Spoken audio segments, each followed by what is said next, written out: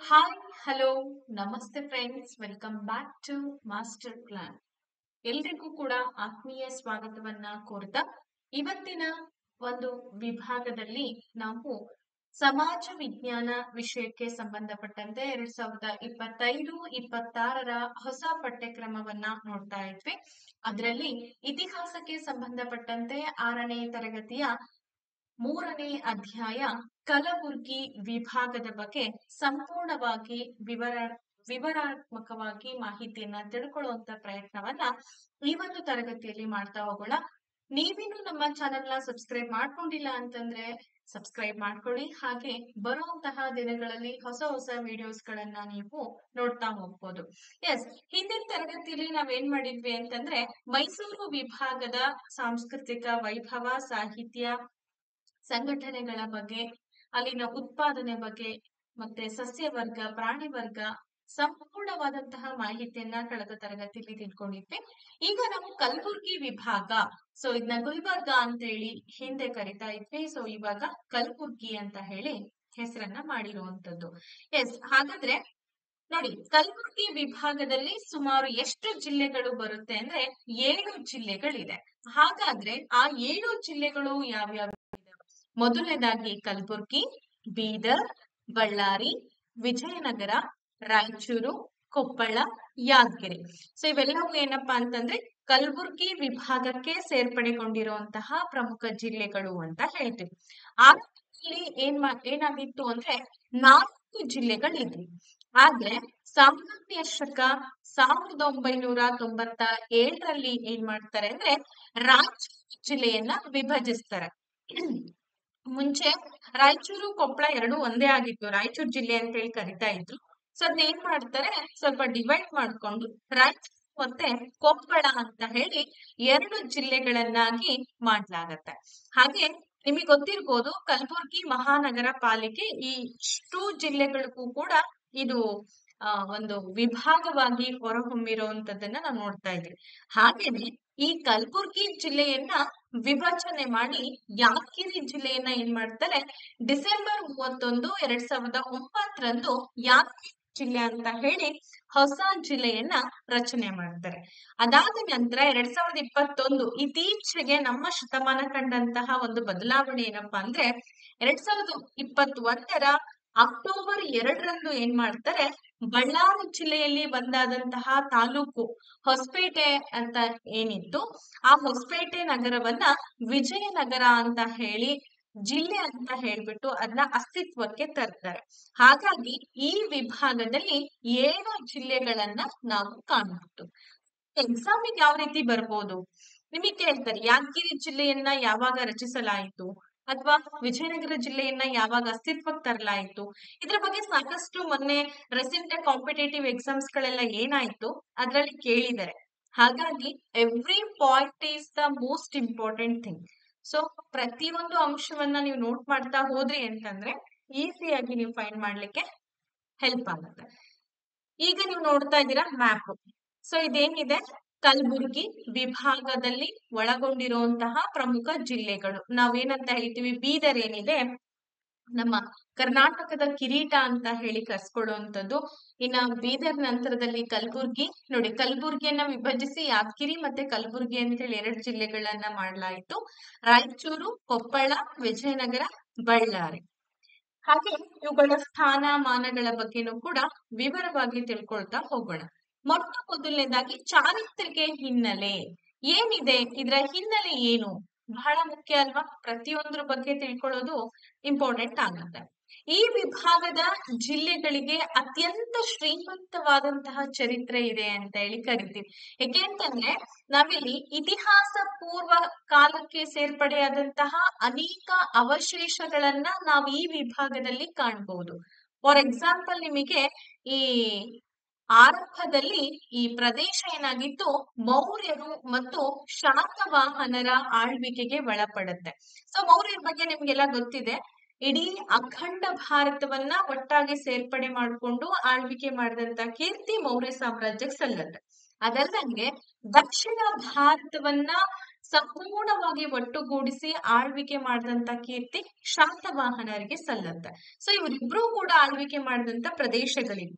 ಅಶೋಕನ ಅನೇಕ ಶಿಲಾಶಾಸನಗಳು ಕೂಡ ಇಲ್ಲಿ ಸಿಕ್ಕಿದೆ. ಪ್ರಾಚೀನ ಬೌದ್ಧ ಸ್ತೂಪಗಳಾಗಿರ್ಬೋದು, ಅವೆಲ್ಲವೂ ನಾವೆಲ್ಲಿ ನೋಡ್ಬೋದು ಅಂದ್ರೆ ಸನ್ನತಿ ಅಂತ ಹೇಳಿ ಒಂದು ಪ್ರದೇಶ ಬರುತ್ತೆ ಕಲಬುರ್ಗಿಯಲ್ಲಿ. ಆ ಒಂದು ಕಲಬುರ್ಗಿಯಲ್ಲಿ ಸನ್ನತಿಯಲ್ಲಿ ನಾವು ಈ ಬೌದ್ಧ ಸ್ತೂಪಗಳನ್ನ ಕಾಣ್ಬೋದು. ಅಶೋಕನ ಭಾವಶಿಲ್ಪ ಈ ನೆಲೆಯ ವಿಶೇಷ ಆಕರ್ಷಣೆ ಅಂತ ಹೇಳಿ ನಾವು ಗುರುತಿಸ್ತಾ ಇದ್ದೀವಿ.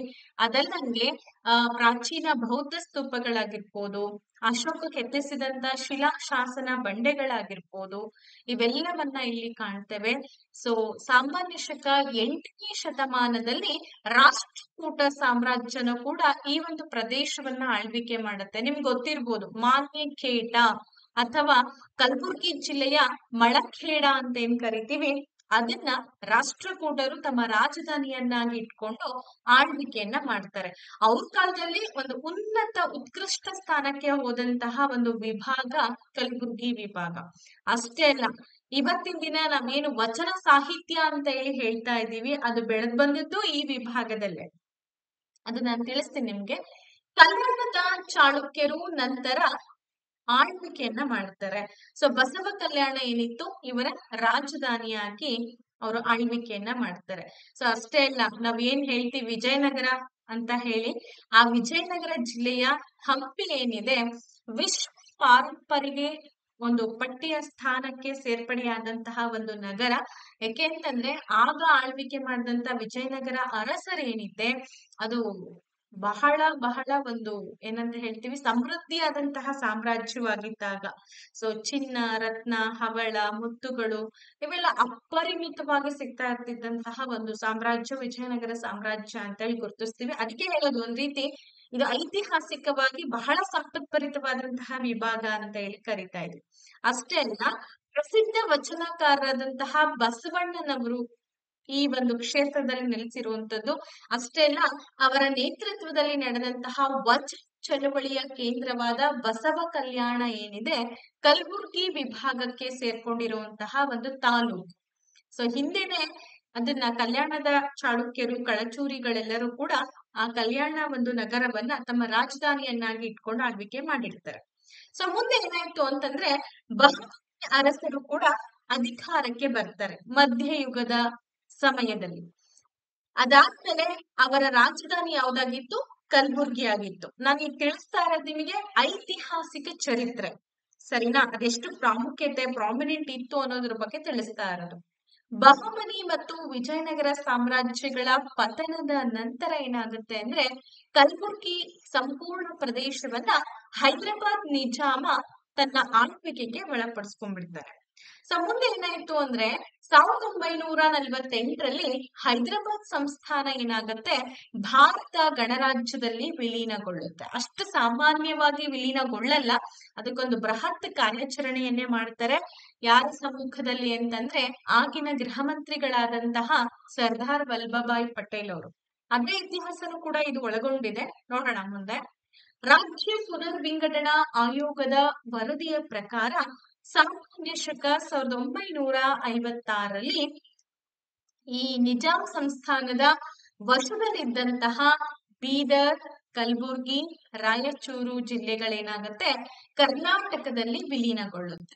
ನೋಡಿ, ಸ್ವತಂತ್ರ ಆದ ನಂತರ ಈ ಹೈದರಾಬಾದ್ ಸಂಸ್ಥಾನ ಅಂತ ಹೇಳಿ ಕರ್ಸ್ಕೊಳ್ತಿದ್ದಂತ ಇಷ್ಟೂ ಜಿಲ್ಲೆಗಳನ್ನ ಸರ್ದಾರ್ ವಲ್ಲಭಭಾಯಿ ಪಟೇಲ್ ಅವರ ನೇತೃತ್ವದಲ್ಲಿ ಅಖಂಡ ಭಾರತಕ್ಕೆ ಸೇರ್ಪಡೆ ಮಾಡ್ಕೊಂಡ್ರು. ಹಿಂಗಾದ್ಮೇಲೆ ಏನಾಗುತ್ತೆ 1956ರಲ್ಲಿ ನಿಮಗೆಲ್ಲ ಗೊತ್ತಿರ್ಬೋದು ಏನಂದ್ರೆ ರಾಜ್ಯಗಳ ಪುನರ್ವಿಂಗಡಣಾ ಆಯೋಗ ಅಂತ, ಫಜಲ್ ಅಲಿ ಆಯೋಗ ಅಂತ ಹೇಳಿ ನಾವ್ ಅದನ್ನ ಕರಿತೀವಿ. ಅವರ ಅಧ್ಯಕ್ಷೀಯ ಸ್ಥಾನದಲ್ಲಿ ಈ ಆಯಾ ಭಾಷೆಗಳನ್ನ ಮಾತನಾಡುವಂತ ಜನರನ್ನೆಲ್ಲ ಒಟ್ಟುಗೂಡಿಸಿ ಒಂದಷ್ಟು ಸ್ಥಳಗಳನ್ನ ನಿಗದಿಪಡಿಸ್ಬಿಟ್ಟು ಒಂದು ರಾಜ್ಯ ಅಂತೇಳಿ ರಚನೆ ಮಾಡ್ಬೇಕಾಗಿತ್ತು. ಪ್ರಪ್ರಥಮವಾಗಿ ಆಂಧ್ರ ಪ್ರದೇಶವನ್ನ ತೆಲುಗು ಮಾತನಾಡುವಂತಹ ಎಲ್ಲಾ ಒಂದು ಜನರನ್ನ ಸೇರಿಸ್ಬಿಟ್ಟು ಆ ಪ್ರದೇಶವನ್ನ ಆಂಧ್ರ ಅಂತ ಹೇಳಿ ರಚನೆ ಮಾಡ್ತಾರೆ. ಹಾಗೆ ಕನ್ನಡ ಮಾತನಾಡುವಂತಹ ವಿವಿಧ ಒಂದು ಸ್ಥಳಗಳಲ್ಲಿ ನೆಲೆ ನಿಂತಿರುವಂತಹ ಎಲ್ಲರನ್ನ ಕೂಡ ಒಟ್ಟುಗೂಡಿಸಿ ಸ್ಥಳಗಳ ನಿಯೋಗಗಳನ್ನ ಮಾಡ್ಕೊಂಡು ಕರ್ನಾಟಕ ಅಂತ ಹೇಳಿ ಮಾಡ್ತಾರೆ. ಸುಮ್ನೆ ಆಗಲ್ಲ, ಕೆಲ ಚಳವಳಿಗಳು ಕೂಡ ಆಗ್ತದೆ. ಎಸ್, ಅದಾದ್ಮೇಲೆ ಈ ಜಿಲ್ಲೆಗಳು ನಮ್ಮ ಕರ್ನಾಟಕದಲ್ಲಿ ವಿಲೀನಗೊಳ್ಳುತ್ತೆ. ಕಲಬುರಗಿಯು ವಿಭಾಗೀಯ ಕೇಂದ್ರ, ಆಡಳಿತ ವಿಭಾಗೀಯ ಕೇಂದ್ರ ಅಂತ ಹೇಳಿ ಕರಿತೀವಿ. ಮದ್ರಾಸ್ ಪ್ರಾಂತ್ಯಕ್ಕೆ ಸೇರಿದ್ದಂತಹ ಅವಿಭಜಿತ ಬಳ್ಳಾರಿ ಜಿಲ್ಲೆಯು ಕರ್ನಾಟಕದಲ್ಲಿ ವಿಲೀನಗೊಂಡಿದ್ದು. ಸೊ ನೋಡಿ, ಅವಾಗ ಏನಾಗಿತ್ತಪ್ಪ ಅಂದ್ರೆ ಬಳ್ಳಾರಿ ಮದ್ರಾಸ್ ಪ್ರಾಂತ್ಯಕ್ಕೆ ಸೇರಿತ್ತು. ಅದಾದ್ಮೇಲೆ ಏನಾಯ್ತು ಅಂತಂದ್ರೆ ಬಳ್ಳಾರಿಯನ್ನ ಕೂಡ ಕರ್ನಾಟಕದಲ್ಲಿ ಸೇರಿಸ್ಕೊಳ್ತಾರೆ. ಬಹಮನಿ ಮತ್ತು ವಿಜಯನಗರ ಆಳ್ವಿಕೆಯ ನಂತರದಲ್ಲಿ ಏನಾಗುತ್ತೆ ಅಂದ್ರೆ ಅನೇಕ ಪಾಳೆಗಾರರು ಈ ಪ್ರದೇಶದಲ್ಲಿ ಸ್ವತಂತ್ರರಾಗ್ತಾರೆ. ಸೊ ಅವರಲ್ಲಿ ನಿಮ್ಗೆ ಗೊತ್ತಿರ್ಬೋದು, ಹರಪನಹಳ್ಳಿ, ಜರಿಮಲೆ, ಸಂಡೂರು, ಸುರಪುರ ಪಾಳೆಗಾರರು ಇವರೆಲ್ಲರೂ ಕೂಡ ಪ್ರಸಿದ್ಧರಾಗಿದ್ರು. ನೋಡಿ, ಒಟ್ಟಾಗಿ ಸೇರಿಸ್ಕೊಂಡು ಆಳ್ವಿಕೆ ಮಾಡೋದು, ಏಕ ಆಡಳಿತ ತರೋದು ಬಹಳ ಕಷ್ಟವಾಗಿತ್ತು. ಯಾಕೆಂತಂದ್ರೆ ಅವೆಲ್ಲಾ ಪ್ರದೇಶಗಳನ್ನ ವಿಲೀನೀಕರಣ ಮಾಡ್ಕೊಂಡ್ರು ಕೂಡ ಸುತ್ತಮುತ್ತ ಇರುವಂತಹ ಪ್ರಾಂತ್ಯಗಳ ಪಾಳೆಗಾರರು ಏನ್ ಮಾಡ್ತಾರೆ ಅಂತಂದ್ರೆ ಬಿಟ್ಕೊಡಕ್ ರೆಡಿ ಇರಲ್ಲ. ಹಂಗೆ ಓಕೆ, ಸುರಪುರ ಸಂಸ್ಥಾನದ ನಾಯಕರಾದಂತಹ ಕೃಷ್ಣಪ್ಪ ನಾಯಕರು ವಿಧಿವಶರಾದ ನಂತರ ಅದನ್ನ ಕಾಲವಶ ಅಂತಾನೂ ಕೂಡ ಕರಿತೀವಿ. ಅವರ ಮಗನಾದಂತ ವೆಂಕಟಪ್ಪ ನಾಯಕ ಅಧಿಕಾರಕ್ಕೆ ಬರ್ತಾರೆ. ಪ್ರಥಮ ಸ್ವಾತಂತ್ರ್ಯ ಸಂಗ್ರಾಮದ ಬಗ್ಗೆ ತಿಳಿದುಕೊಂಡಿದ್ದಂತ ವೆಂಕಟಪ್ಪ ನಾಯಕನವರು ಏನ್ ಮಾಡ್ತಾರೆ ಅಂದ್ರೆ ಬ್ರಿಟಿಷರ ವಿರುದ್ಧ ಹೋರಾಟಕ್ಕೆ ಇಳಿತಾರೆ. ಸೊ ಅದ್ರ ವೆಂಕಟಪ್ಪ ನಾಯಕರನ್ನ ಸೆರೆ ಹಿಡಿದು ಬ್ರಿಟಿಷರು ಅವರನ್ನ ಸೆರೆಮನೆಗೆ ಹಾಕ್ಬಿಡ್ತಾರೆ. ಅದಾದ್ಮೇಲೆ ಏನಾಯ್ತಪ್ಪ ಅಂದ್ರೆ ಬ್ರಿಟಿಷರು ಸುರಪುರ ದಂಗೆ ಕೂಡ ಆಗುತ್ತೆ. ಅದನ್ನ ಮುಂದಿನ ದಿನಗಳಲ್ಲಿ ನಾನು ತಿಳಿಸ್ಕೊಡ್ತೀನಿ. ಬೃಹತ್ ದಂಗೆ ಅದು ಸುರಪುರದಲ್ಲಿ ಆಗ್ತಕ್ಕಂತ ವೆಂಕಟಪ್ಪ ನಾಯಕನ ನೇತೃತ್ವದಲ್ಲಿ ಸುರಪುರ ದಂಗೆ, ಹಲಗಲಿ ಬೇಡರ ದಂಗೆ, ಇವೆಲ್ಲ ಕರ್ನಾಟಕದಲ್ಲಿ ಆದಂತ ಸ್ವತಂತ್ರ ಚಳುವಳಿಗಳಿವೆಲ್ಲ. ಓಕೆ, ಹೈದರಾಬಾದ್ ನಿಜಾಮ್ನಿಗೆ ಬ್ರಿಟಿಷ್ ಏನ್ ಮಾಡ್ಬಿಡ್ತಾರೆ, ಸುರಪುರವನ್ನ ಕೊಡುಗೆ ಕೊಟ್ಬಿಡ್ತಾರೆ. ಹೀಗೆ ಬೀದರ್, ಕಲಬುರ್ಗಿ, ರಾಯಚೂರು ಜಿಲ್ಲೆಗಳು ನಿಜಾಂ ಸಂಸ್ಥಾನದ ಭಾಗ ಆಗುತ್ತೆ. ಈ ಜಿಲ್ಲೆಗಳು ಸಾಮಾನ್ಯ ಶಕ 1956ರಲ್ಲಿ ಕರ್ನಾಟಕದಲ್ಲಿ ವಿಲೀನಗೊಳಿಸ್ಕೊಳ್ತಾರೆ. ಇದಿಷ್ಟು ಏನಪ್ಪಾ ಅಂದ್ರೆ ಹಿನ್ನೆಲೆ ಅಂತ ಕರಿತೀವಿ. ಹಾಗಾದ್ರೆ ನಿಜಾಮನಿಂದ ಈ ಪ್ರದೇಶಗಳನ್ನ ಬಿಡಿಸ್ಕೊಳ್ಳೋದು ಅಷ್ಟು ಈಸಿ ಇತ್ತಾ? ಅದನ್ನ ನಾವೀಗ ನೋಡೋಣ. ಹೈದರಾಬಾದ್ ಕರ್ನಾಟಕ ಪ್ರದೇಶವನ್ನ ವಿಮೋಚನಾ ಹೋರಾಟ ಹೇಗ್ ಮಾಡಿದ್ರು? ಹೈದರಾಬಾದ್ ಕರ್ನಾಟಕ ಪ್ರದೇಶ ವಿಮೋಚನಾ ಹೋರಾಟದ ಬಗ್ಗೆ ಡೀಟೇಲ್ ಆಗಿ ತಿಳ್ಕೊಳ್ಬೇಕು, ತುಂಬಾ ಇಂಪಾರ್ಟೆಂಟ್, ನೋಡ್ಕೊಳ್ಳಿ. ಭಾರತಕ್ಕೆ ಸ್ವತಂತ್ರ ಬಂದ ಮೇಲೆ ಏನಾಗುತ್ತೆ ಅಂದ್ರೆ ನಿಜಾಮನು ಭಾರತ ಗಣರಾಜ್ಯದಲ್ಲಿ ತನ್ನ ಸಂಸ್ಥಾನವನ್ನ ವಿಲೀನಗೊಳಿಸ್ಲಿಕ್ಕೆ ಸಿದ್ಧನಿರಲಿಲ್ಲ. ಅಫ್ಕೋರ್ಸ್ ಗೊತ್ತಿದೆ, ಜುನಾಗಢ ಸಂಸ್ಥಾನ ಆಗಿರ್ಬೋದು, ಕಾಶ್ಮೀರ್ ಆಗಿರ್ಬೋದು, ದೆನ್ ಹೈದರಾಬಾದ್ ಕರ್ನಾಟಕ ಆಗಿರ್ಬೋದು, ಇವೆಲ್ಲ ಸ್ವಲ್ಪ ತಡವಾಗಿ ನಾವು ವಿಲೀನೀಕರಣ ಮಾಡ್ಕೊಂಡಿದ್ದು. ಅದ್ರಲ್ಲಿ ಈ ಹೈದರಾಬಾದ್ ನಿಜಾಮನು ಕೂಡ ಹೌದು. ಇದರಿಂದ ರೊಚ್ಚಿಗೆದ್ದಂತ ಜನರು ಏನ್ ಮಾಡ್ತಾರೆ, ನಿಜಾಮಶಾಹಿ ವಿರುದ್ಧ ಹೋರಾಟವನ್ನ ನಡೆಸ್ತಾರೆ. ಈ ಭಾಗದ ಸ್ವಾತಂತ್ರ್ಯ ಹೋರಾಟದ ನೇತೃತ್ವವನ್ನ ಸ್ವಾಮಿ ರಮಾನಂದ ತೀರ್ಥರು ವಹಿಸ್ಕೊಳ್ತಾರೆ. ನೆನ್ಪಿಟ್ಕೊಳ್ಳಿ, ತುಂಬಾ ಇಂಪಾರ್ಟೆಂಟ್. ನಿಜಾಮನ ವಶದಲ್ಲಿದ್ದಂತಹ ಹೈದರಾಬಾದ್ ಕರ್ನಾಟಕ ಪ್ರದೇಶದ ವಿಮೋಚನಾ ಹೋರಾಟದಲ್ಲಿ ಯಾರ ಮುಂಚೂಣಿಯಲ್ಲಿ ಇದ್ರಪ್ಪ ಅಂದ್ರೆ ಸರ್ದಾರ್ ಶರಣ್ಗೌಡ್ ಇನಾಮದಾರ್, ಶಿವಮೂರ್ತಿ ಅಳವಂಡಿ ಅವರು, ಶಿರೂರು ವೀರಭದ್ರಪ್ಪನವರು, ಪ್ರಭುರಾಜ್ ಪಾಟೀಲ್ ಸಂಗನಾಳ, ಪುಂಡಲೀಕಪ್ಪ. ಸೊ ಇವರೆಲ್ಲರೂ ಕೂಡ ಏನಪ್ಪಾ ಅಂತಂದ್ರೆ ಹೈದರಾಬಾದ್ ಪ್ರದೇಶವನ್ನ, ನಾವು ಕರ್ನಾಟಕ ಪ್ರದೇಶವನ್ನ ವಿಮೋಚನೆಗೊಳಿಸ್ಬೇಕು ಅಂತ ಹೇಳಿ ಹೋರಾಟದಲ್ಲಿ ಇವರು ಪಾಲ್ಗೊಳ್ತಾರೆ. ಸರಿನಾ? ಇವ್ರು ಏನ್ ಮಾಡ್ತಾರೆ, ನಿಜಾಂ ಶಾಹಿ ವಿರುದ್ಧ ಸತ್ಯಾಗ್ರಹವನ್ನ ಸಂಘಟಿಸ್ತಾರೆ. ಸೊ ನಿಜಾಂ ಸರ್ಕಾರ ಏನ್ ಮಾಡ್ತಾ ಇದೆ, ನಾಗರಿಕರಿಗೆ ಹಿಂಸೆಯನ್ನ ಕೊಡ್ಲಿಕ್ಕೆ ಶುರು ಮಾಡ್ಬಿಡುತ್ತೆ. ರಜಾಕಾರರು ತುಂಬಾ ಪ್ರಸಿದ್ಧಿಯನ್ನ ಪಡ್ಕೊಂಡವರು ಇತಿಹಾಸದಲ್ಲಿ, ಯಾಕೆಂದ್ರೆ ಅಷ್ಟು ಚಿತ್ರಹಿಂಸೆಗೆ ಇನ್ನೊಂದು ಹೆಸರು ರಜಾಕಾರರು ಅಂತ ಹೇಳ್ತೀವಿ. ಈ ರಜಾಕಾರರ ಅಂತಕ್ಕಂತ ನಿಜಾಮ್ ಏನ್ ಮಾಡ್ಬಿಡ್ತಾರೆ, ಖಾಸಗಿ ಸೈನ್ಯದ ವಿರುದ್ಧ ಜನರು ತೀವ್ರ ಹೋರಾಟವನ್ನ ನಡೆಸ್ತಾರೆ. ಇಲ್ಲ, ಅವರು ಖಾಸಗಿ ಸೈನ್ಯದವರಿದ್ದಾರೆ, ಅವ್ರು ನಮ್ಗೆ ಹಿಂಸೆಯನ್ನ ಕೊಡ್ತಾರೆ ಅಂತ ಹೇಳಿ ಸಾಮಾನ್ಯ ಜನರು ಸುಮ್ನೆ ಕೂತ್ಕೊಳ್ಳಲ್ಲ, ಹೋರಾಟವನ್ನ ನಡೆಸ್ತಾರೆ. ಸಾಕಷ್ಟು ಸಾವು ನೋವುಗಳಾಗತ್ತೆ, ಬಹಳಷ್ಟು ಸಾವು ನೋವುಗಳಾಗತ್ತೆ. ಹೆಂಗೆ ಸ್ವತಂತ್ರ ಹೋರಾಟದಲ್ಲಿ ನಾವೆಲ್ಲ ಪೆಟ್ಟನ್ನ ತಿನ್ಬೇಕಾಯ್ತೋ, ಹಂಗೆ ಈ ಹೈದರಾಬಾದ್ ಕರ್ನಾಟಕ ಪ್ರದೇಶವನ್ನ ವಿಮೋಚನೆಗೊಳಿಸುವಾಗ್ಲೂ ಕೂಡ ನಿಜಾಮನಿಂದ, ರಜಾಕಾರರಿಂದ ಬಹಳಷ್ಟು ಸಮಸ್ಯೆಗಳನ್ನ ಅನುಭವಿಸ್ಬೇಕಾಗತ್ತೆ. ಕೇಂದ್ರ ಸರ್ಕಾರವು ನೇರ ಕ್ರಮವನ್ನ ತೆಗೆದುಕೊಂಡು ಏನ್ ಮಾಡುತ್ತೆ, ನಿಜಾಮರ ಸಂಸ್ಥಾನವನ್ನ ಭಾರತ ಗಣರಾಜ್ಯದಲ್ಲಿ ಸೆಪ್ಟೆಂಬರ್ 17, 1948ರಲ್ಲಿ ವಿಲೀನಗೊಳಿಸುತ್ತೆ. ಸೊ ಅದಕ್ಕೋಸ್ಕರನೇ ಸೆಪ್ಟೆಂಬರ್ 17 ಕಲ್ಯಾಣ ಕರ್ನಾಟಕ ವಿಮೋಚನಾ ದಿನ ಅಂತ ಹೇಳಿ ಪ್ರತಿ ವರ್ಷ ಆಚರಣೆ ಮಾಡ್ತೀವಿ. ಸರಿನಾ? ನವೆಂಬರ್ 1 ಕರ್ನಾಟಕ ರಾಜ್ಯೋತ್ಸವನ್ನ ಆಚರಣೆ ನಾವೆಲ್ಲರೂ ಮಾಡ್ತೀವಿ. ಆದ್ರೆ ಆ 7 ಜಿಲ್ಲೆಗಳೇನಿದೆ ಪ್ರತಿ ವರ್ಷ ಹೈದರಾಬಾದ್ ಕರ್ನಾಟಕ ವಿಮೋಚನಾ ದಿನ ಅಂತ ಹೇಳಿ ಸೆಪ್ಟೆಂಬರ್ 17ನೇ ತಾರೀಕು ಆಚರಣೆ ಮಾಡ್ತಾರೆ. ಸೊ ಈ ಕಾರ್ಯಾಚರಣೆಯ ಮುಖ್ಯ ರೂವಾರಿಗಳು ಆಗ ಯಾರಾಗಿದ್ರು ಅಂತಂದ್ರೆ ಅವರೇ ಕೇಂದ್ರ ಸರ್ಕಾರದಲ್ಲಿ ಗೃಹ ಸಚಿವರಾಗಿದ್ದಂತ ಸರ್ದಾರ್ ವಲ್ಲಭಭಾಯ್ ಪಟೇಲ್.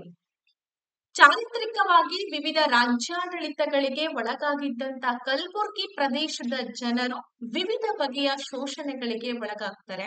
ಇದು ಅವರ ರಾಜಕೀಯ ಆರ್ಥಿಕ ಸ್ವಾವಲಂಬನೆಯ ಭರವಸೆಯನ್ನ ಕಸಿದುಕೊಳ್ಬಿಡತ್ತೆ. ನೋಡಿ, ಒಂದು ಪ್ರದೇಶದ ಮೇಲೆ ಪದೇ ಪದೇ ಇನ್ನೊಬ್ರು ಹಿಡಿತವನ್ನ ಹೊಂದ್ತಾ ಇದ್ದಾರೆ, ಅದನ್ನ ಆರ್ಥಿಕವಾಗಿ ಮುಂದೆ ಹೋಗ್ಲಿಕ್ಕೆ ಬಿಡ್ತಾ ಇಲ್ಲ ಅಂತಂದ್ರೆ ಅದಕ್ಕೆ ಹೇಗೆ ಸಬಲ ಆಗಕ್ ಸಾಧ್ಯ? ಇಂಪಾಸಿಬಲ್. ಅದಕ್ಕೋಸ್ಕರನೇ ಇವತ್ತಿಗೂ ಕೂಡ ಪ್ರದೇಶಗಳನ್ನ ಅಭಿವೃದ್ಧಿ ಮಾಡ್ಬೇಕು ಅಂತೇಳಿ ಅನುದಾನಗಳನ್ನ ಕೊಡ್ತಾ ಇದ್ದಾರೆ. ಸಾಕಷ್ಟು ವಿದ್ಯಾಭ್ಯಾಸ ಆಗಿರ್ಬೋದು, ಆಮೇಲೆ ಉದ್ಯೋಗ ಕಾರ್ಯಕ್ರಮ ಯೋಜನೆಗಳನ್ನ 371J ಅನ್ನ ಕೂಡ ಅಲ್ಲಿ ಜಾರಿ ಮಾಡಿರುವಂತದ್ದು.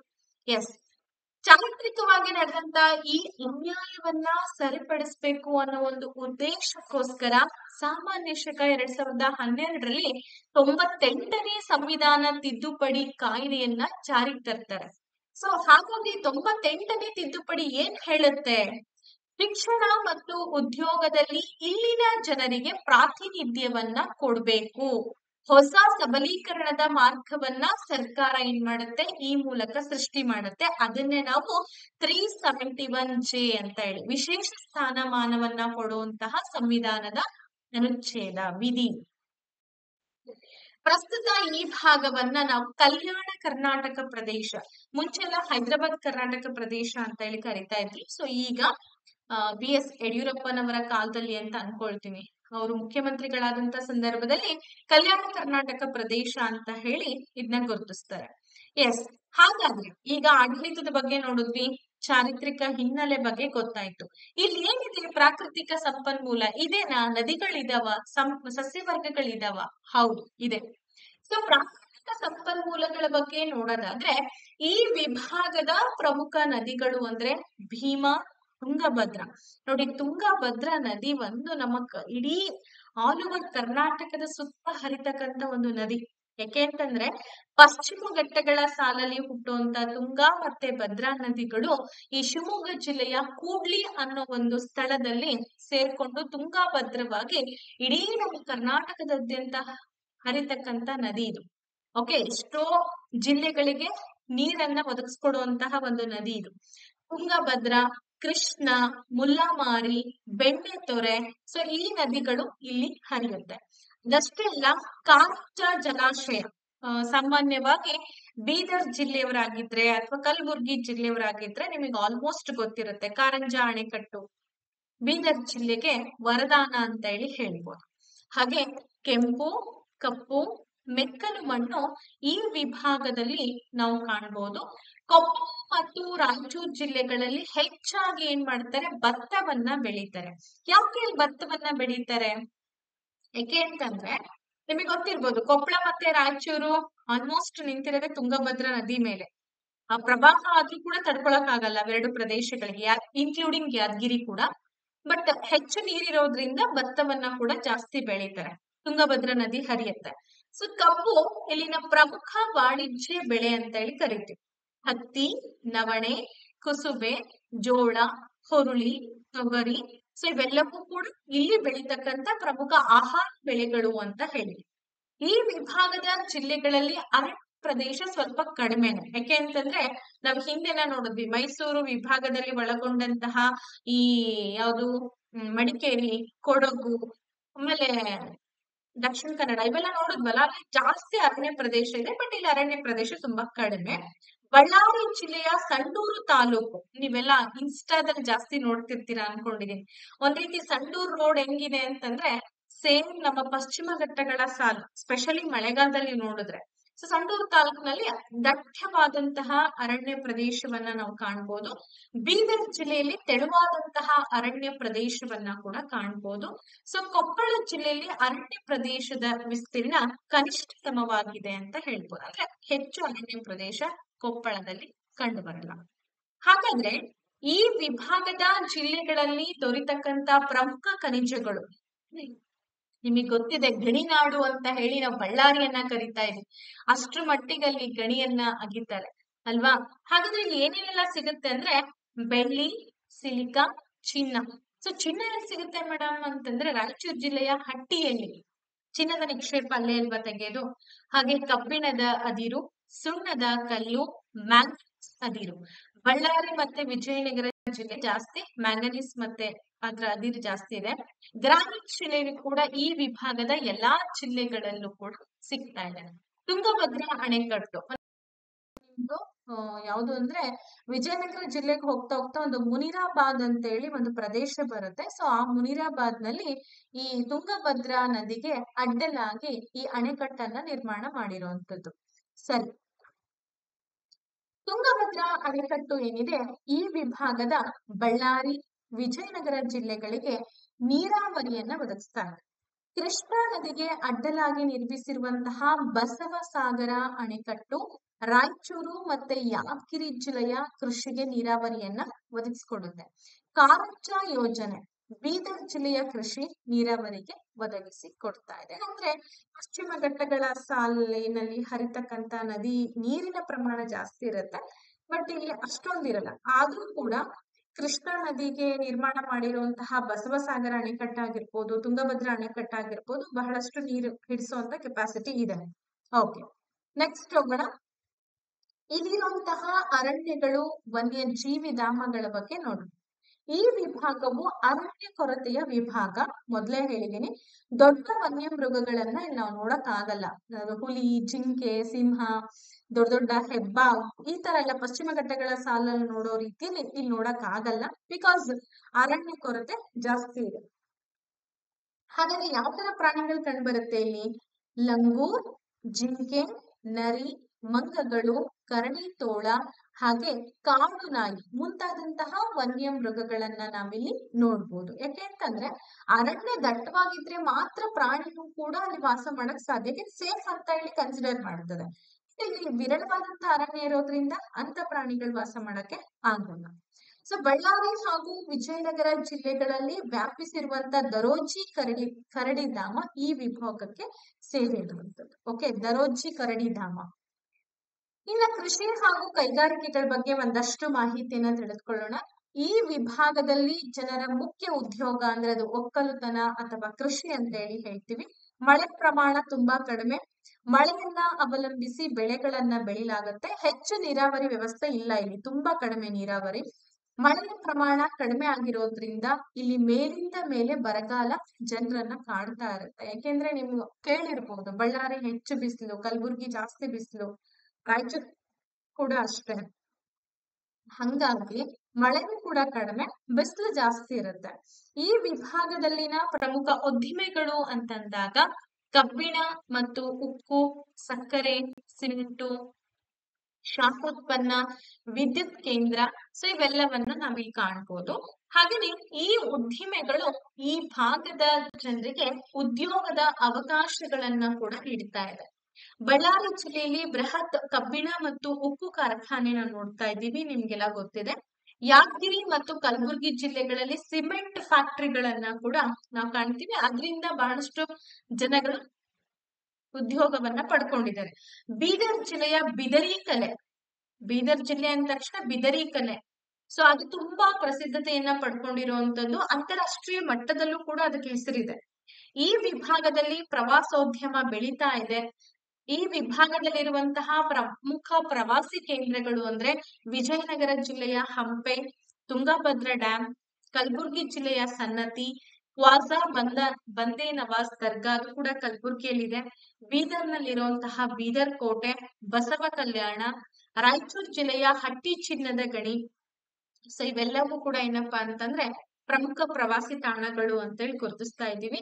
ಇಡೀ ಭಾರತದಲ್ಲಿ ಅತ್ಯಂತ ಹೆಚ್ಚು ಚಿನ್ನವನ್ನ ಉತ್ಪಾದನೆ ಮಾಡತಕ್ಕಂತ ಗಣಿ ಅಂತಂದ್ರೆ ಅದು ರಾಯಚೂರು ಜಿಲ್ಲೆಯ ಹಟ್ಟಿಯಲ್ಲಿ ನಾವು ವೀಕ್ಷಣೆ ಮಾಡಬಹುದು.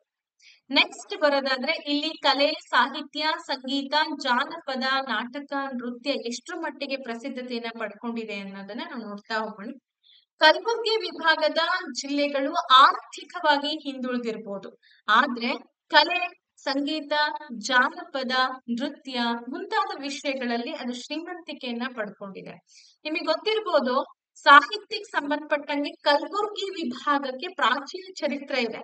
ಹೆಂಗೆ ಮೇಡಮ್ ಅಂತಂದ್ರೆ, ಕನ್ನಡದ ಶಾಸ್ತ್ರ ಕೃತಿ ಅಂತ ಹೇಳಿ ಕರ್ಸ್ಕೊಳ್ಳುವಂತ ಕವಿರಾಜ ಮಾರ್ಗ ನೋಡಿ ಎಷ್ಟು ಹಿಂದಿನದಿದು. ಕವಿರಾಜ ಮಾರ್ಗ ರಚನೆ ಆದದ್ದು ರಾಷ್ಟ್ರಕೂಟರ ಆಳ್ವಿಕೆ ಕಾಲದಲ್ಲಿ ಅಲ್ವೇನ್ರಿ. ಆದಿಕವಿ ಪಂಪನು ಅರಸ ಹರಿಕೇಸರಿ ನೀಡಿದಂತ ರಾಜಾಶ್ರಯದಲ್ಲಿ ತನ್ನ ಮಹತ್ವವಾದಂತಹ ವಿಕ್ರಮಾರ್ಜುನ ವಿಜಯವನ್ನ ಇಲ್ಲಿಯೇ ರಚನೆ ಮಾಡಿರುವಂತದ್ದು. ಅಂದ್ರೆ ಸಾಹಿತ್ಯಕ್ಕೆ ಪುರಾತನವಾದಂತಹ ಇತಿಹಾಸ ಇದೆ. ಅದರಲ್ಲೂ ಕೂಡ ನಮ್ಮ ಕನ್ನಡ ಸಾಹಿತ್ಯಕ್ಕೆ ಹೆಚ್ಚಿನ ಕೊಡುಗೆಯನ್ನ ಕೊಟ್ಟಂತಹ ಒಂದು ವಿಭಾಗ ಅಂತೇಳಿ ಇದನ್ನ ಕರಿತೀವಿ. ಕನ್ನಡದಲ್ಲಿ 3 ರತ್ನತ್ರಯರು, ಓಕೆ, ಅವರು ಪಂಪ, ಪೊನ್ನ ಮತ್ತು ರನ್ನ. ಈ 3 ಏನಿದ್ದಾರೆ ಕಲ್ಬುರ್ಗಿ ವಿಭಾಗಕ್ಕೆ ಸೇರಿದಂತವ್ರು. ಕನ್ನಡದ ಪ್ರಥಮ ವ್ಯಾಕರಣ ಗ್ರಂಥ ಅಂತೇಳಿ ನಾವು ಶಬ್ದಮಣಿ ದರ್ಪಣ ಕರಿತೀವಲ್ಲ, ಸೊ ಈ ಶಬ್ದಮಣಿ ದರ್ಪಣವನ್ನ ರಚಿಸಿದಂತ ಕೇಶಿರಾಜ ಕೂಡ ಕಲಬುರ್ಗಿ ಜಿಲ್ಲೆಗೆ ಸೇರಿದಂತವ್ರು. ಅದಕ್ಕೆ ಹೇಳೋದು, ಕಲಬುರ್ಗಿ ಆರ್ಥಿಕವಾಗಿ ಹಿಂದುಳಿದಿರ್ಬೋದು, ಬಟ್ ಇವಾಗೆಲ್ಲ ಡೆವಲಪ್ ಆಗ್ತಾ ಇದೆ ಸಾಕಷ್ಟು. ಅದಕ್ಕೆ ಉದ್ಯೋಗ ಖಾತ್ರಿ ಯೋಜನೆಗಳಾಗಿರ್ಬೋದು, ಶಿಕ್ಷಣ ಆಗಿರ್ಬೋದು, ಎಲ್ಲಾ ರೀತಿಯಿಂದಲೂ ಅನುದಾನ ಸಿಗ್ತಾ ಇದೆ, ಬೆಳವಣಿಗೆ ಆಗ್ತಾ ಇದೆ. ಅದು ಕೂಡ ಸಾಹಿತ್ಯ ಕ್ಷೇತ್ರ ಅಂತ ಬಂದಾಗ ಅಪಾರವಾದಂತಹ ಕೊಡುಗೆ ಕಲಬುರ್ಗಿ ಜಿಲ್ಲೆ ಅಥವಾ ಕಲಬುರ್ಗಿ ವಿಭಾಗ ನೀಡಿರೋದು. ವಿಶೇಷವಾಗಿ ವಚನ ಚಳುವಳಿ, ನಾನು ನಿಮಗೆ ಮುಂಚೆನೆ ಹೇಳಿದೆ, ಕರ್ನಾಟಕದಲ್ಲಿ ಒಂದು ಸಾಹಿತ್ಯ ಇದೆ, ಕನ್ನಡ ಸಾಹಿತ್ಯ ಇದೆ, ಅದರಲ್ಲಿ ವಿಶೇಷವಾಗಿ ವಚನ ಸಾಹಿತ್ಯ ಇದೆ ಅಂತಂದ್ರೆ ಆದಷ್ಟು ಒಂದು ಅಭೂತಪೂರ್ವ ಸಾಹಿತ್ಯ ಬೇರೆ ಯಾವ ಭಾಷೆಯಲ್ಲೂ ಕೂಡ ಕಾಣ್ಲಿಕ್ಕೆ ಸಾಧ್ಯ ಇಲ್ಲ. ಸೊ ಅಂತಹ ಒಂದು ವಚನ ಸಾಹಿತ್ಯವನ್ನ ನೀಡಿದಂತ ವಿಭಾಗ ಅಂದ್ರೆ ಕಲಬುರ್ಗಿ ವಿಭಾಗ. ನೋಡಿ, ಕರ್ನಾಟಕದಲ್ಲಿ 12ನೇ ಶತಮಾನದಲ್ಲಿ ಜರುಗಿದಂತ ಮಹತ್ವದ ಸಮಾಜ ಸುಧಾರಣಾ ಚಳುವಳಿ ಅಂತ ಹೇಳಿ ಹೆಸರಾಗಿರುವಂತಹ ವಚನ ಸಾಹಿತ್ಯ ಪರಂಪರೆ ಕಲಬುರ್ಗಿ ವಿಭಾಗದ ಕಲ್ಯಾಣ ನಗರದಲ್ಲಿ ಬೆಳೆಯುತ್ತೆ. ಬಸವಣ್ಣ, ಅಲ್ಲಮ ಪ್ರಭುಗಳು, ಅಕ್ಕಮಹಾದೇವಿ, ಜೇಡರ ದಾಸಿಮಯ್ಯನವರು, ಸಿದ್ದರಾಮ ಮುಂತಾದಂತಹ ಶಿವಶರಣರು ಸಿದ್ಧಿ ಸಾಧನೆ ಮಾಡಿದಂತಹ ಕ್ಷೇತ್ರ ಕಲಬುರ್ಗಿ ವಿಭಾಗ. ಓಕೆ, ಈ ಚಳವಳಿಯ ಭಾಗವಾಗಿ ಸಮಾಜದ ಎಲ್ಲಾ ಸ್ತರದ ಪುರುಷರು ಮತ್ತೆ ಮಹಿಳೆಯರು ಏನ್ ಮಾಡ್ತಾರೆ, ವಚನಗಳನ್ನ ಬರೀತಾರೆ. ಒಂದು ಬೃಹತ್ ಸಾಹಿತ್ಯವಾಗಿ ಅದು ಬೆಳೆಯುತ್ತೆ. ಇವರೇ ನಮ್ಮ ಬಸವಣ್ಣನವರು, ಸಾಂಸ್ಕೃತಿಕ ನಾಯಕ ಅಂತ ಹೇಳಿ ಕೂಡ ಕರಿತೀವಿ. ಇನ್ನ ದಾಸ ಸಾಹಿತ್ಯ ಕೂಡ ಬೆಳೆದ್ ಬರುತ್ತೆ. ನೋಡಿ, ಪುರಂದ್ರದಾಸರು ಕರ್ನಾಟಕ ಸಂಗೀತ ಪಿತಾಮಹ ಅಂತ ಹೇಳಿ ಪುರಂದ್ರದಾಸರನ್ನ ಕರಿತೀವಿ ನಾವು ಅಲ್ವಾ. ಇಂತಹ ಪುರಂದ್ರದಾಸರೇನಿದ್ದಾರೆ ಕಲಬುರ್ಗಿ ವಿಭಾಗದ ರಾಯಚೂರು ಜಿಲ್ಲೆಯು ದಾಸ ಸಾಹಿತ್ಯದ ತವರೂರು ಅಂತ ಹೇಳಿ ಕರಿತೀವಿ. ಶ್ರೀ ವ್ಯಾಸರಾಯರ ನೇತೃತ್ವದಲ್ಲಿ ದಾಸಕೂಟವನ್ನ ಕೂಡ ರೂಪಿಸಲಾಗುತ್ತೆ. ಪುರಂದ್ರದಾಸರು, ಕನಕದಾಸರು, ರಾಘವೇಂದ್ರ ತೀರ್ಥರು ಇವರೆಲ್ಲರೂ ಕೂಡ ತಮ್ಮದೇ ಆದಂತಹ ಒಂದು ವೈಶಿಷ್ಟ್ಯತೆಯಲ್ಲಿ ಕೀರ್ತನೆಗಳನ್ನ ರಚಿಸ್ತಾರೆ. ದಾಸ ಸಾಹಿತ್ಯವು ಮುಂದೆ ಕರ್ನಾಟಕ ಸಂಗೀತ ಪರಂಪರೆಗೆ ದೊಡ್ಡ ಕೊಡುಗೆಯನ್ನೇ ಕೊಡುತ್ತೆ. ನಿಮಗೆ ಗೊತ್ತಿರ್ಬೋದು, ಪುರಂದ್ರದಾಸರ ಕೃತಿಗಳು, ಕನಕದಾಸರ ಕೃತಿಗಳು, ರಾಘವೇಂದ್ರ ತೀರ್ಥರ ಕೃತಿಗಳು ಇವತ್ತಿಗೂ ಕೂಡ ನಾವು ಅವುಗಳನ್ನ ಹಾಡುಗಳನ್ನಾಗಿ ಹಾಡ್ತಾ ಹೋಗ್ತೀವಿ. ನೂರಾರು ದಾಸರ ಕೃತಿ, ಕೀರ್ತನೆ, ಸುಳಾದಿ, ಗೀತ, ಪ್ರಬಂಧ, ನಾಮಾವಳಿ ಮುಂತಾದಂತಹ ಸಂಗೀತ ರಚನೆಗಳಿಂದ ನಮ್ಮ ಕನ್ನಡ ಸಾಹಿತ್ಯ ಶ್ರೀಮಂತ ಆಯ್ತು ಅಂತ ಹೇಳ್ತೇವೆ. ಕೇವಲ ಬರಹಗಳಿಂದ ಅಷ್ಟು ಶ್ರೀಮಂತವಾಗಿಲ್ಲ, ಈ ತರ ರಚನೆಗಳು ಕೂಡ ಬೇಕು. ಇನ್ನ ತತ್ವ ಪದಕಾರರು ಕೂಡ ಇಲ್ಲಿಯೇ ಹುಟ್ಟಿದ್ದು. ನೋಡಿ, ಜನಪದ ಕಲಾವಿದರು, ಸಾಧು ಸಂತರು, ಫಕೀರರು ಕಟ್ಟಿದಂತಹ ಹಾಡುಗಳನ್ನ ತತ್ವ ಪದಗಳು ಅಂತ ಕರಿತೀವಿ.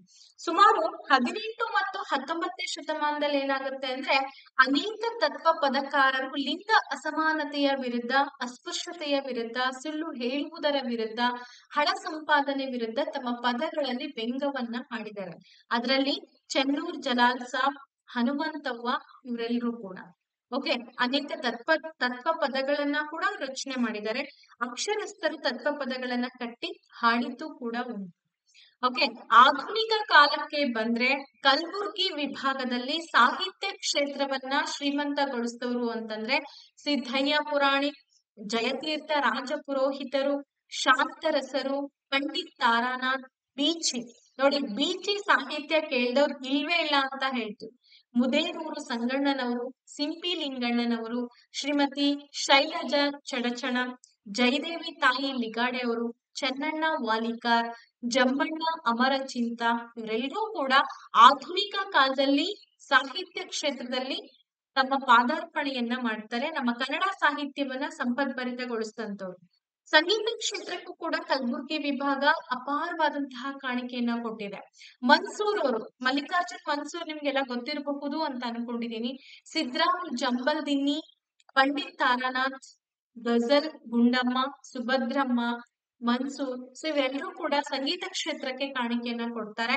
ಚಿತ್ರಕಲೆ ಅಂತ ಬಂದಾಗ ಎಸ್.ಎಂ. ಪಂಡಿತ್, ಇವರ ಹೆಸರು ಮುಂಚೂಣಿಯಲ್ಲಿದೆ. ಜನಪದ ನಾಟಕಕ್ಕೆ ಅಂತ ಬಂದಾಗ ಕಲಬುರ್ಗಿ ವಿಭಾಗದಲ್ಲಿ ದೊಡ್ಡಾಟ, ಸಣ್ಣಾಟ, ತೊಗಲುಗೊಂಬೆ ಈ ಪ್ರದರ್ಶನ ತುಂಬಾ ಪ್ರಚಲಿತದಲ್ಲಿದೆ. ಅದಲ್ಲಂಗೆನೆ ಈ ತೊಗಲುಗೊಂಬೆ ಆಟದಲ್ಲಿ ಬೆಳಗಲ್ ವೀರಣ್ಣ ಅತ್ಯಂತ ಪ್ರಸಿದ್ಧಿಯನ್ನ ಪಡ್ಕೊಂಡಂತಹ ತೊಗಲುಗೊಂಬೆ ಆಟ ಆಡಿಸೋರು ಅಂತ ಹೇಳಿ ಗುರುತಿಸ್ತೀವಿ. ಅದಲ್ಲಂಗೆನೆ ನಂದಿ ಕುಣಿತ, ಅಲಾವಿ ಕುಣಿತ, ಚೌಡಮ್ಮನ ಕುಣಿತ, ಲಂಬಾಣಿ ಕುಣಿತ, ಕೋಲಾಟ, ವೀರಗಾಸೆ, ದುರಗ ಮುರುಗಿ ಇವೆಲ್ಲವೂ ಕೂಡ ಇಲ್ಲಿನ ಸ್ಥಳೀಯ ಜನಪದ ಕಲಾ ಪ್ರಕಾರಗಳು ಅಂತ ಹೇಳಿ ಕರಿತೀವಿ. ಸೊ ಕರಡಿ ಮಜ್ಜಲು, ಇನ್ನ ಶಿಳ್ಳಿ ಕ್ಯಾತರ ಆಟ, ಮೊಹರಂ ಕುಣಿತ, ಹಗಲು ವೇಷಗಾರರು ಇವೆಲ್ಲವೂ ಕೂಡ ಏನಪ್ಪಾ ಅಂದ್ರೆ ಜನಪದ ಪ್ರಕಾರಗಳು. ಅಂದ್ರೆ ಅವರ ಸ್ಥಳೀಯ ಹಬ್ಬಗಳಿಗೆ ಅನುಸಾರವಾಗಿ ಕುಣಿತಗಳನ್ನ ಮಾಡ್ತಾರೆ. ಬೀದರ್ ಜಿಲ್ಲೆಯ ಬಿದರಿ ಕಲೆ, ಕಿನ್ನಾಳದ ಗೊಂಬೆಗಳು, ಕೊಪ್ಪಳ ಜಿಲ್ಲೆಯ ಕೌದಿಗಳು. ನೋಡಿ, ಕೊಪ್ಪಳ ಜಿಲ್ಲೆ ಅಂದ ತಕ್ಷಣ ನಮಗೆ ಕೌದಿ ಒಲಿಯೋರು ಅಥವಾ ಕೌದಿಗಳ ವೈಶಿಷ್ಟ್ಯತೆಗಳ ಬಗ್ಗೆ ನೆನಪಿಗೆ ಬರುತ್ತೆ. ಸರಿ, ಇವೆಲ್ಲವೂ ಕೂಡ ಇತ್ತೀಚಿನ ದಿನಗಳಲ್ಲೂ ಕೂಡ ಪ್ರಚಲಿತದಲ್ಲಿರುವಂತಹ ಸಾಂಪ್ರದಾಯಿಕ ಕಲೆಗಳು ಅಂತ ಹೇಳ್ತೀವಿ. ಎಸ್, ನೋಡಿದ್ವಿ, ಸಾಹಿತ್ಯ ಆಯ್ತು, ಉದ್ದಿಮೆಗಳ ಬಗ್ಗೆ ಆಯ್ತು. ಶಿಕ್ಷಣ ಹೇಗಿದೆ ಇಲ್ಲಿ, ಆರೋಗ್ಯ ಹೇಗಿದೆ ಅನ್ನೋದ್ರ ಬಗ್ಗೆ ನೋಡೋಣ. ನಮ್ಮ ರಾಜ್ಯದಲ್ಲಿ ಶೈಕ್ಷಣಿಕವಾಗಿ ಹಿಂದುಳಿದಂತಹ ಜಿಲ್ಲೆಗಳಾದ ಯಾದಗಿರಿ, ರಾಯಚೂರು ಜಿಲ್ಲೆಗಳು ಕಲಬುರ್ಗಿ ವಿಭಾಗದಲ್ಲಿದೆ. ಪ್ರತಿ ವರ್ಷನೂ ಕೂಡ ಒಂದ್ ಸ್ವಲ್ಪ ಇದಕ್ಕೆ ಬ್ಯಾಕ್ ಅಲ್ಲೇ ಉಳಿತಾ ಇದೆ. ಶೈಕ್ಷಣಿಕ ಪ್ರಗತಿಯ ಸೂಚಿಯಾದಂತಹ ಸಾಕ್ಷರತೆಯ ಪ್ರಮಾಣ ಇಲ್ಲಿ ಕೆಳಮಟ್ಟದಲ್ಲಿದೆ. ಇತ್ತೀಚೆಗೆ ಏನಾಯ್ತು ಅಂದ್ರೆ ಸಾಕ್ಷರತೆಯ ಮಟ್ಟ ಉತ್ತಮ ಆಗ್ತಾ ಇದೆ. ಅದಲ್ದಂಗೆ ಈಗ ಇರುವಂತಹ ಸರ್ಕಾರಕ್ಕೆ ಒಂದಷ್ಟು ತಿಳುವಳಿಕೆ ಬರಲೇಬೇಕು. ಶಿಕ್ಷಕರ ನೇಮಕಾತಿ ಅತ್ಯಂತ ಅವಶ್ಯಕವಾಗಿ ಬೇಕಾಗಿರುವಂತದ್ದು ಈ ವಿಭಾಗದಲ್ಲಿ. ಕಲಬುರ್ಗಿ ವಿಭಾಗಕ್ಕೆ ಶಿಕ್ಷಣ ಕ್ಷೇತ್ರದಲ್ಲಿ ಬಹಳಷ್ಟು ಸಾಧನೆ ಆಗ್ಬೇಕಾಗಿದೆ. ಉತ್ತಮ ಶಿಕ್ಷಕರ ಅವಶ್ಯಕತೆ ಇದೆ. ಎಷ್ಟೋ ಶಾಲೆಗಳಲ್ಲಿ ಟೀಚರ್ಸ್ ಗಳು ಇಲ್ದಂಗೆನೆ ನಡೀತಾ ಇದೆ. ಸೊ ಒಂದಷ್ಟು ವಿವೇಚನೆಗಳಿಂದ ಸರ್ಕಾರ ಥಿಂಕ್ ಮಾಡಿ ಆದಷ್ಟು ಆ ವರದಿಯನ್ನ ಸಲ್ಲಿಸಿ ಇವರು ಶಿಕ್ಷಕರ ನೇಮಕಾತಿಯನ್ನ ಮಾಡ್ಕೊಳ್ಳೇಬೇಕು. ಅಗತ್ಯವಾಗಿ ಈ ವಿಭಾಗಕ್ಕೆ ಬೇಕೇ ಬೇಕಾಗುತ್ತೆ. ನೋಡೋಣ, ಈ ವಿಭಾಗದ ಕಲಬುರ್ಗಿ ನಗರದಲ್ಲಿ ಗುಲ್ಬರ್ಗಾ ವಿಶ್ವವಿದ್ಯಾಲಯವಿದೆ. ಹಾಗೂ ಕಲಬುರ್ಗಿ ಜಿಲ್ಲೆಯಲ್ಲಿ ಕರ್ನಾಟಕ ಕೇಂದ್ರೀಯ ವಿಶ್ವವಿದ್ಯಾಲಯ, ಸೆಂಟ್ರಲ್ ಯೂನಿವರ್ಸಿಟಿ ಅಂತ ಹೇಳಿ ಕರಿತೀವಿ, ಅದು ಕೂಡ ಕಲಬುರ್ಗಿ ಜಿಲ್ಲೆ ಕಡಗುಂಚಿ ಅಂತ ಹೇಳಿ ಕರಿತೀವಿ. ಸೊ ಅಲ್ಲಿ ಇರುವಂತದ್ದು. ರಾಯಚೂರು ಕೃಷಿ ವಿಶ್ವವಿದ್ಯಾಲಯ, ಬಳ್ಳಾರಿ ನಗರದಲ್ಲಿ ವಿಜಯನಗರ ಶ್ರೀಕೃಷ್ಣ ದೇವರಾಯ ವಿಶ್ವವಿದ್ಯಾಲಯ ನೋಡ್ತಾ ಇದ್ದೀವಿ. ವಿಜಯನಗರ ಜಿಲ್ಲೆಯ ಹಂಪಿಯಲ್ಲಿ ಕನ್ನಡ ವಿಶ್ವವಿದ್ಯಾಲಯ ಇದೆ. ಬೀದರ್ನಲ್ಲಿ ಕರ್ನಾಟಕ ಪಶು ವೈದ್ಯಕೀಯ, ಪಶು ಹಾಗೂ ಮೀನುಗಾರಿಕೆ ವಿಜ್ಞಾನಗಳ ವಿಶ್ವವಿದ್ಯಾನಿಲಯವನ್ನ ಕೂಡ ಕಾಣ್ತೀವಿ. ನರಸಿಂಹ ಜರಣೆ ದೇವಾಲಯಗಳು ಕೂಡ ಬೀದರಲ್ಲಿ ಪ್ರಸಿದ್ಧತೆಯನ್ನ ಪಡ್ಕೊಂಡಿದೆ. ಅದಲ್ಲದೆ ಕಲಬುರ್ಗಿಯಲ್ಲಿ ಇತ್ತೀಚೆಗೆ ಬುದ್ಧ ವಿಹಾರವನ್ನ ನೋಡ್ಬೋದು, ಅದನ್ನು ಕೂಡ ಕಟ್ಟಡ ನಿರ್ಮಾಣ ಆಗಿದೆ. ಯಾದಗಿರಿ, ಬಳ್ಳಾರಿ, ಕಲಬುರ್ಗಿ, ರಾಯಚೂರು, ಬೀದರ್ನಲ್ಲಿ ವೈದ್ಯಕೀಯ ಕಾಲೇಜುಗಳನ್ನ ಕೂಡ ಕಾಣ್ಬೋದು. ಪ್ರತಿ ಜಿಲ್ಲೆಯಲ್ಲೂ ಜಿಲ್ಲಾಸ್ಪತ್ರೆಗಳು ಇದೆ. ಗ್ರಾಮೀಣ ಪ್ರದೇಶದಲ್ಲಿ ಜನರಿಗೆ ಆರೋಗ್ಯವನ್ನ ಒದಗಿಸುವಂತಹ ಆರೋಗ್ಯ ಉಪಕೇಂದ್ರಗಳನ್ನ ಕೂಡ ನಾವಿಲ್ಲಿ ನೋಡ್ಬೋದು. ಆಮೇಲೆ ನಾವೇನ್ ಹೇಳ್ತೀವಿ, ಇಎಸ್ಐ ಹಾಸ್ಪಿಟಲ್ಸ್ ಅಂತ ಹೇಳಿ ಕರಿತೀವಲ್ಲ, ಕಲಬುರ್ಗಿಯಲ್ಲಿ ಈ ಕಲಬುರ್ಗಿ ವಿಶ್ವವಿದ್ಯಾನಿಲಯ ಇದೆಲ್ಲ ಅದೇ ರೋಡ್ ಅಲ್ಲೇ ಇಎಸ್ಐ ಹಾಸ್ಪಿಟಲ್ ಕೂಡ ಇದೆ, ನೋಡಿರ್ಬೋದು ನೀವೆಲ್ಲ.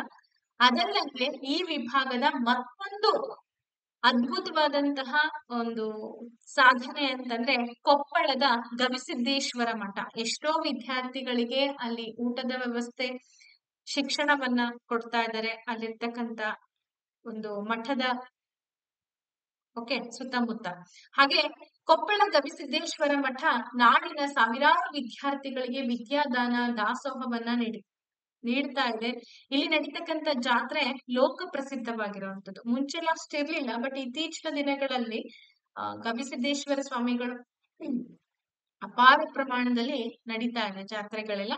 ಸೊ ಇದೇನ್ ನೋಡ್ತಾ ಇದ್ದೀರಾ ನೀವು, ಈ ವಿಭಾಗದಲ್ಲಿ ಕಂಡುಬರುವಂತ ಪ್ರಮುಖ ಕಟ್ಟಡಗಳು: ಬುದ್ಧ ವಿಹಾರ್, ಗುಲ್ಬರ್ಗಾ ವಿಶ್ವವಿದ್ಯಾಲಯ, ವಾಜಾ ಬಂದೇ ನವಾಜ್ ದರ್ಗಾ, ಕರ್ನಾಟಕ ಕೇಂದ್ರೀಯ ವಿಶ್ವವಿದ್ಯಾಲಯ, ನರಸಿಂಹ ಝರಣೆ, ಗುರುನಾನಕ್ ಜರಾ, ಇದು ಬೀದರ್ ಜಿಲ್ಲೆಯಲ್ಲಿ ಬರುತ್ತೆ. ಇನ್ನು ಸಾಂಸ್ಕೃತಿಕ ಸಂಪತ್ತು ಬಗ್ಗೆ ಒಂದಷ್ಟು ಮಾಹಿತಿಯನ್ನ ತಿಳಿದುಕೊಳ್ಳೋಣ ಫಟಾಫಟ್. ಸೊ ನಿಮ್ಗೆಲ್ಲ ಗೊತ್ತಿರ್ಬೋದು, ಇಲ್ಲಿ ಸಂಗೀತ, ಸಾಹಿತ್ಯ, ಚಿತ್ರಕಲೆ, ಜಾನಪದ, ನಾಟಕ, ನೃತ್ಯ ಎಲ್ಲಾ ಕ್ಷೇತ್ರಗಳಲ್ಲೂ ಕೂಡ ಸಾಧನೆ ಆಗಿದೆ. 4 ಮಹತ್ವದ ರಾಜ್ಯ ಮನೆತನಗಳಿಗೆ ಇದು ಆಶ್ರಯವನ್ನ ನೀಡಿರುವಂತದ್ದು: ರಾಷ್ಟ್ರಕೂಟರು, ಕಲ್ಯಾಣದ ಚಾಲುಕ್ಯರು, ಬಹಮನಿ, ವಿಜಯನಗರ ಸಾಮ್ರಾಜ್ಯ. ಇವರು ಅಷ್ಟೂ ಕೂಡ ಆಳ್ವಿಕೆ ಮಾಡಿದಂತಹ ಒಂದು ವಿಭಾಗ. ಇವತ್ತಿಗೂ ಕೂಡ ಅವರ ಅವಶೇಷಗಳು, ಅವರ ಕಟ್ಟಡಗಳನ್ನ ನಾವು ನೋಡ್ಬೋದು.